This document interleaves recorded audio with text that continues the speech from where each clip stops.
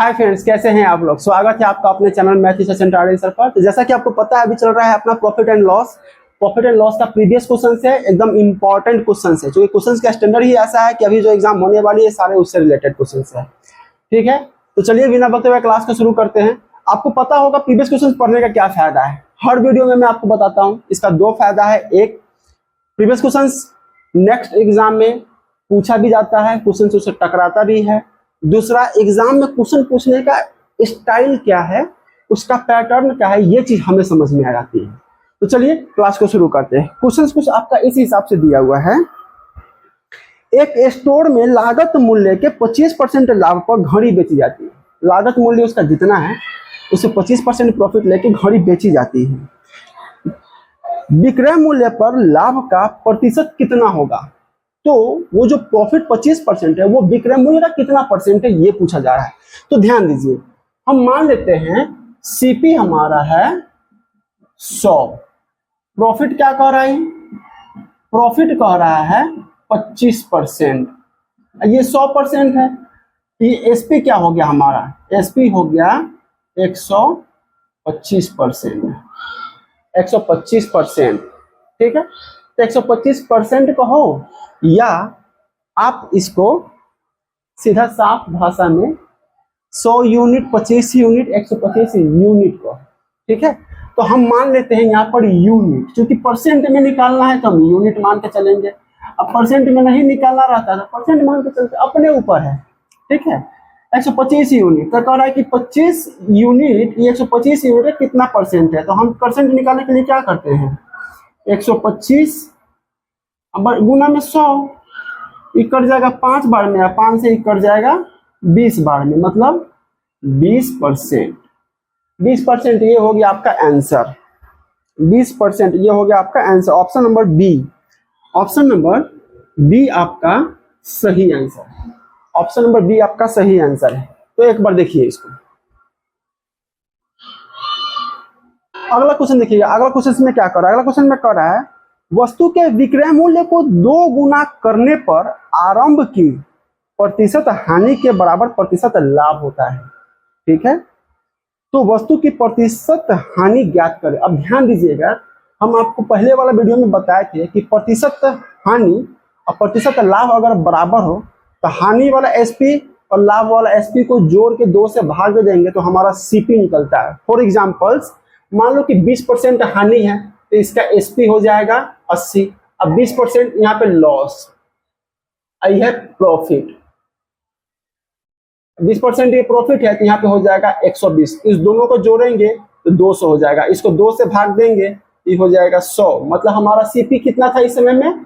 इस समय में सीपी था 100। यही है ना।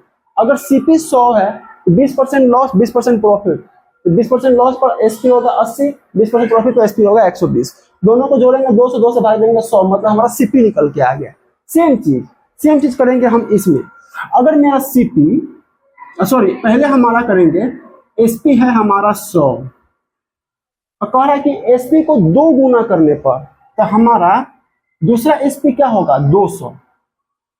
एसपी 1 और एसपी 2 कितना होगा? 200। ये दोनों को जोड़ के हम जब भाग देंगे तो कितना आएगा? 200 और 100। 300 को 2 से भाग देंगे तो हम 150 पाएंगे। ये हमारा क्या होगा? ये होगा हमारा सीपी। ठीक है, अब ये कितना होगा? 200 में से 150 जाएगा तो 50 और 150 में से 100 जाएगा तो 50। ये है हमारा लॉस, ये है हमारा लॉस। तो लॉस परसेंट कितना होगा? तो loss percent is equal to loss upon CP. 150 गुना में 100, ये 3 बार में कटेगा तो क्या हो जाएगा? 100 सही 3, मतलब 33 सही 1/3%। ये हो गया हमारा आंसर, 33 सही 1/3%। ठीक है, बहुत आसान क्वेश्चन सब है, बस सवाल को समझना ठीक से है बस। ठीक है, एक बार देखिए इसको। अगला सवाल देखिए। अगला सवाल में क्या कर रहा है, एक व्यक्ति ने 10% लाभ पर वस्तुओं को बेचा।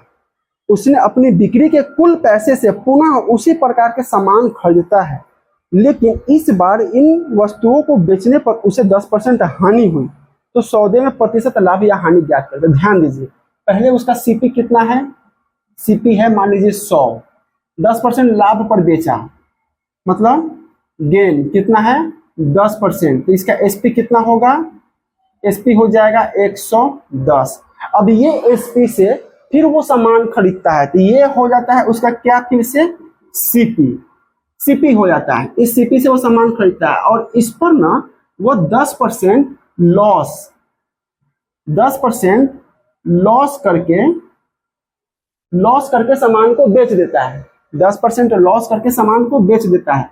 110 में 10% लॉस करेंगे तो कितना होगा 99। ये हो गया इसका क्या चीज, एसपी, क्या हो गया एसपी। ठीक है, तो अब ध्यान दीजिए कि लास्ट में उसने 100 रुपए से बिजनेस चालू किया और फिर वापस आया वो 99 पे। 100 रुपए में बिजनेस चालू किया, 10 रुपया प्रॉफिट कमाया, फिर बाद में 11 रुपया नुकसान कमाया।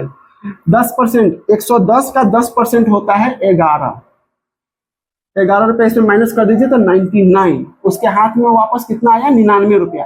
तो अब के समय में उसको कितना का नुकसान है, कितना परसेंट पूछ रहा है, कितना परसेंट का नुकसान है, तो 100 में से 99 घटा देंगे 1, तो क्या हो रहा है, एक लॉस हो रहा है। तो लॉस परसेंट बराबर, तो लॉस परसेंट बराबर 1/100 गुना में 100 से 100 कर दीजिए 1%, 1% का उसको लॉस हो रहा है, 1% का लॉस हो रहा है।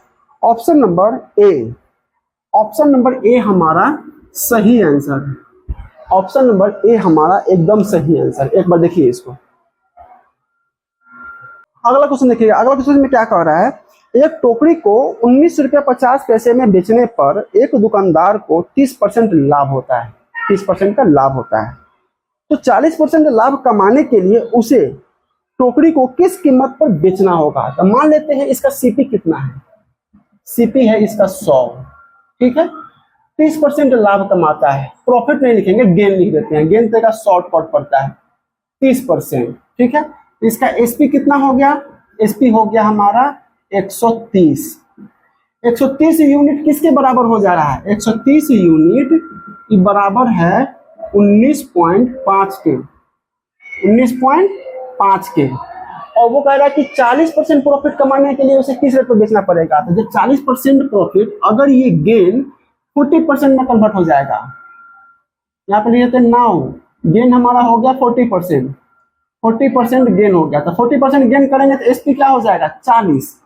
तो 140 एसपी कमाने के लिए उसे कितना करना पड़ेगा, तो 140 यूनिट बराबर 19.5 अब बट्टा में 130, मतलब 130 को यहाँ पे कर देंगे तो एक यूनिट बराबर 130, यहाँ पे गुना में करते हैं 140। अब देखिए एक यूनिट बराबर 19.5 बट्टा 130, 19.5 बट्टा 130, 140 यूनिट बराबर 19.5 बट्टा 130 गुने 140, 140 इधर भी 140 उधर भी, गुना कर दीजिए। अब इसको करना कुछ नहीं है, बहुत आसान है। इसको आप काट दीजिए, 0 0 कट जाएगा, 13 का 13, 13 5 65, 13 का 13, 13 5 65, 14 3 42 21 आंसर 21 इसका आंसर हो गया। कितना हो गया 21। Option number A, option number A आपका एकदम सही आंसर है। ऑप्शन नंबर ए आपका एकदम सही आंसर। तो फ्रेंड्स चैनल को सब्सक्राइब कीजिए, वीडियो आप कंटिन्यू वॉच कीजिए, आपको कुछ नहीं आता है हम आपको सिखा देंगे। और सबसे पहले मैथ का पहला ट्रिक होता है कि आप क्वेश्चंस को एकदम बारीकी से पढ़ो। अगर क्वेश्चंस आपको पढ़ने आ गया, आधा सवाल आपका वही सॉल्व हो जाता है, ठीक है। और आप वीडियो के साथ कंटिन्यू बने रहिए, आपको कुछ नहीं आता, आपको हर कुछ सिखा दिया जाएगा, ठीक है। मिलते हैं अगले क्लास में।